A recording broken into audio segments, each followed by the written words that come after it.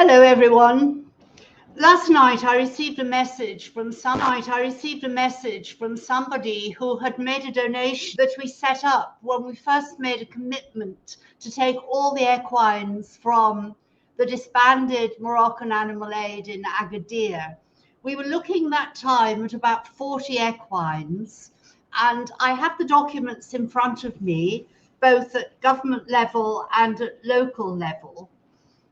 And we had been to see the local Qaid and the local Diwan, who is the person in the area who is more senior than the Qaid. The Qaid is a local administrative assistant who is appointed by the government to deal with administrative matters in that region. And we appeared to have a very good meeting. Indeed, I so thought. And we had present some of the ex-workers from Moroccan Animal Aid who had also been on the board of Moroccan Animal Aid. And it was made quite clear to me that not only had Lucy and Fanny, who were the founders, been deported, but the charity had been disbanded. I launched, on several people's suggestion, a GoFundMe, because it was going to be a huge operation. You can imagine in the ambulance, it's a 4-hour journey from here to Agadir and a 4-hour journey back. And we would have been bringing 40 equines. And we were told that if everything was resolved and they could all be taken on the same day, we would have support to go and take them and bring them away, which of course I assumed included gendarmerie support. So we did everything we could at this end.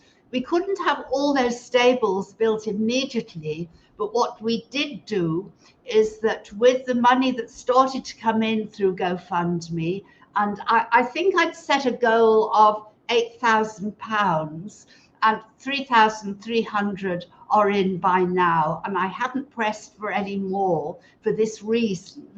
I had that money and a couple of donations made by another organization, and we built a very large shelter in our mule field because it's very hot at the moment.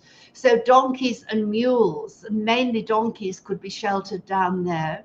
We're in the process of building another very large barn down on the main paddock in the donkey refuge. And we are building shelters up on the horse field. And we have some spare stables up there, but we knew that during the summer, some of our horses could actually stay out at night under the shelter.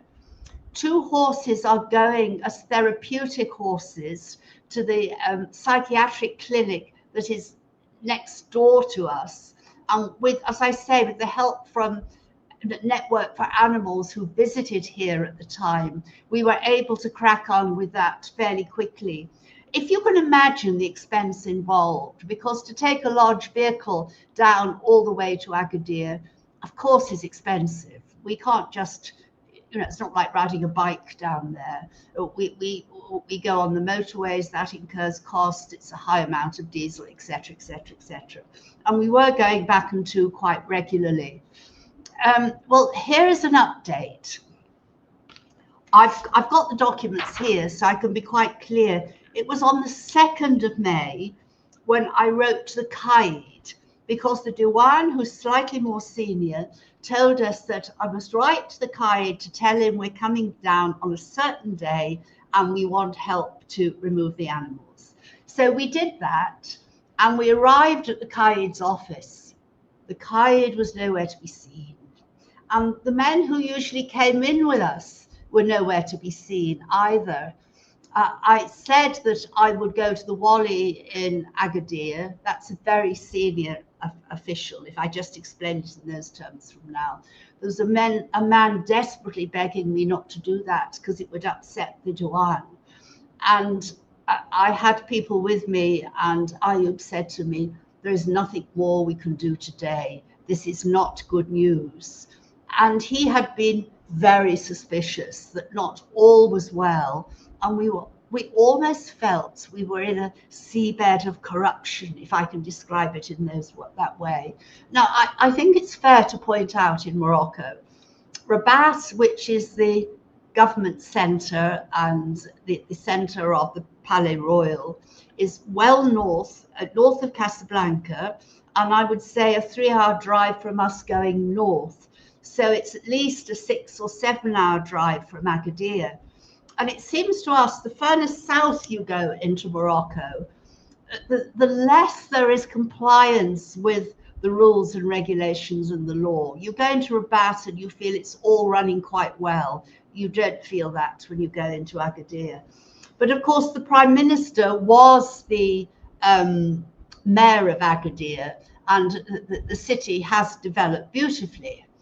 Now, as you know, we had already presented our papers to the court asking for access, and indeed another colleague who was going to care for the dogs had done exactly the same. That hasn't been pursued very much further for a wholly unexpected response. Because imagine if you go to court, they want the relevant papers. So we were saying Moroccan Animal Aid had been disbanded, but I've never been able to get my hand on the papers. They don't seem to exist. And yet we were told that it had existed, it was disbanded, and the bank account was closed. So what choice did I have when I got back to Marrakesh? I'm not prepared to give up that easily. And that matters were reported through the proper channels. I think there was already investigation taking place in the Agadir region about corruption, and we heard that someone at the university, I'm not going to go into great detail over this, had actually been awarding veterinary certificates to veterinarians who hadn't actually completed their course properly. I think he was arrested. That was a huge scandal. However, when we moved down to Tagazout, which is where Moroccan Animal Aid had been established, and the animals were now kept in Horea, just not far from Tagazout, I understand that once matters were seen to be this difficult, that if I call them special forces, were moved in from Rabat, and investigations started to take place in that region. And I do understand, but I don't have the papers, that the chief of the gendarmerie was found to be wanting and is currently in prison. So I think our sort of feeling that there was huge corruption is correct, and the matter has not yet been resolved. But where I am so grateful for your support, and donations that have already been made are very well used, are that we are now taking many more horses from Agadir. And just for example, we have a mayor up here who came up with a foal who had been at Moroccan Animal Aid. We have taken, I think, about 4 or 5 donkeys, about 4 horses in all. We take some directly from the pound. And if there's any emergency with equines, it has to go down. That, of course, is a huge expense. And of course, you will realize that when we have, say, another 30, our food bill is now, just for the alfalfa and the straw, is running at £2,000 a week, and that will go up to £3,000 a week. So the pressures are huge, but we will not give up. And I would want those people to know who so kindly contributed through our GoFundMe that that's what the situation is, and we will be continuing. When I have more news, I'll publish our GoFundMe again and try and raise it up a little.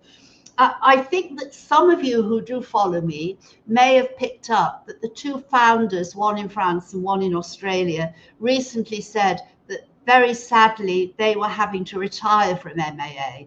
Of course, every time that's said, I almost can't contain myself, because how can you retire from something that doesn't exist? And quite clearly, they thought that they could continue to operate animal rescue in the Agadir region from abroad. Nonsense. The person in France, Fanny, they have opened a charity there. I think ultimately that will have to be looked at. That has been established under French law.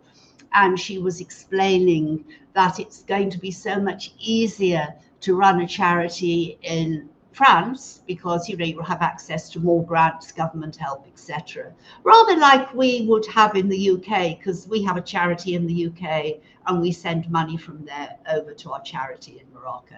I think she's in for a bit of a surprise. It's still never that easy. But no matter, that's the situation there. They were asking for people who had resources and expertise to step in and work with them and take MAA over. Now, I made inquiries and I'm not permitted to do that. And I don't think they would have me for a moment.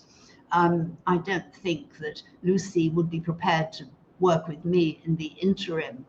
I can't take over an organisation that doesn't exist. If I take the equines here, they become part of Georgia. People have also asked me why I don't set up a satellite in Agadir. Well, we're talking about something 4 hours away. And I mean, quite honestly, our staff here are now so well trained, and either Charles or I are here all the time. And for all the time Charles has been in England having treatment, medical treatment, I have had to stay with him. I couldn't be with him. I had to stay here. And we were able to invest in the infrastructure here, which was huge, so we can build a refuge where there's adequate water, electricity. We have an operating theatre where we can have animals properly treated. I couldn't do that in a satellite, and it's far better to expand Georgia in Marrakesh, which I hope we're going to do. And maybe our satellite would be the Agadir branch, but here in Marrakesh. So I hope that makes some sort of sense. I'm always very open to comments, as you know. Now, I'm confining this video purely to the MAA update so that I can also put it on the GoFundMe page. But I'll be coming back very soon with some other bits of news and interest from Georgia itself. So for now, thank you for listening and bye-bye.